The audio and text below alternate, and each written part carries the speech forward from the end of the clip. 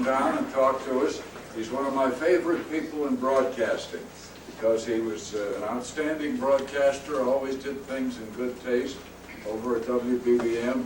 And one tip-off about a guy referred to nowadays as talent, but the talkers, you can get a pretty good idea of what the guy is like by talking with television stagehands and radio the engineers, because they have built up a pretty good judgment of characters, of talent on the during their careers, and I've had a great deal of respect for their judgment.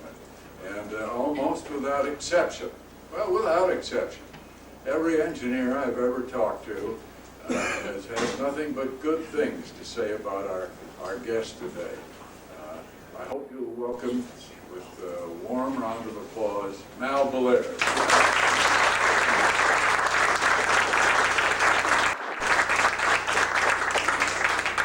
The exception there was Paul Gibson. He called him a puddle boy. And I called him a dirty old man.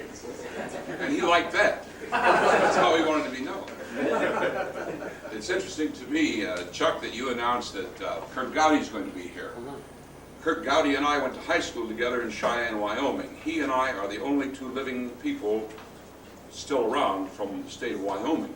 It's a very small state. Kurt would do the play-by-play of the high school football games. That's how far back he was totally dedicated to what he turned into. I was going to be an end on the football team. And about that time they had a tryout for a play, and that ended my football career. I was looking through some old stuff.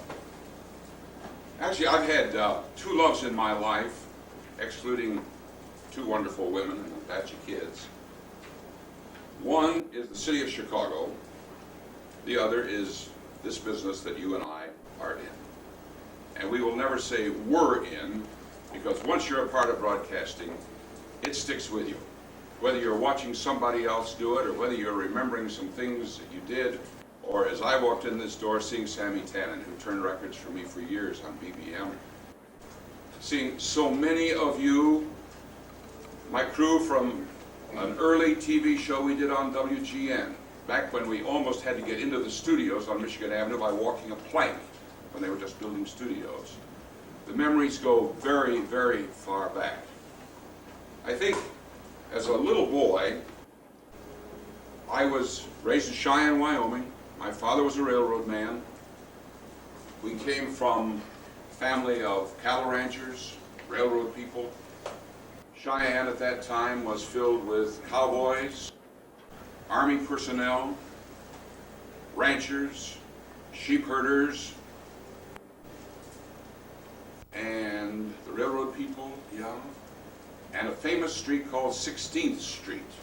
We were told never, ever to go down on 16th Street in Cheyenne on Saturday night, because that's where the sheep herders and the cattle ranchers got together and fought, and the railroad people and the soldiers got together and fought. It was a wild, rough town. Cold as the devil in the wintertime, hot, windy in the summertime. My number one joy in life was when my family would take one of the passes that we earned on the Union Pacific Railroad, and they'd take me to Denver, Colorado, the biggest city in the world. Daniels and Fisher's Tower just before Christmas, with the most marvelous displays of toys you've ever seen. And then, after we had seen the windows and the Christmas decorations, we'd go to the Denver Theater. And I don't think there's anything as exciting as that moment of hush when house lights go down, when a real big live orchestra takes off, wham, the curtain comes up, and it's a live show on stage. As a little boy, I was absolutely captivated. It was something about the liveness of what I saw on that stage. I remember seeing Al Jolson. He knelt on that stage, and I was 8 miles away, and he sang Mammy just to me. After that, we'd go over to a local hotel. We'd go up and sit in the balcony, and we'd watch the tea dance.